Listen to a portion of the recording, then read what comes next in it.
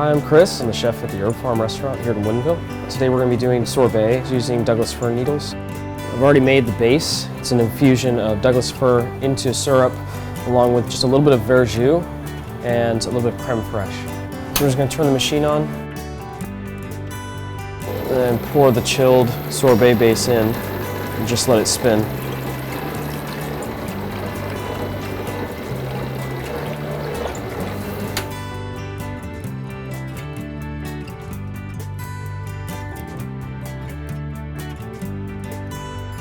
Now we're going to make a little garnish or crispy topping for the top of the sorbet. It's going to be just some candied fir needles. We're just going to take the needles off of the branch and dip them into egg white and allow the sugar here to stick to them. So we're just going to do a few. You don't need many because they're pretty strong flavored. We'll whisk them around just to coat them.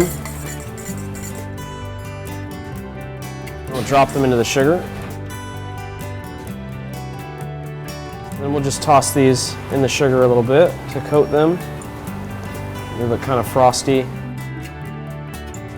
So then when they're done, you just take them out and put them on some acetate. And you let them dry overnight and they'll become crispy in the morning.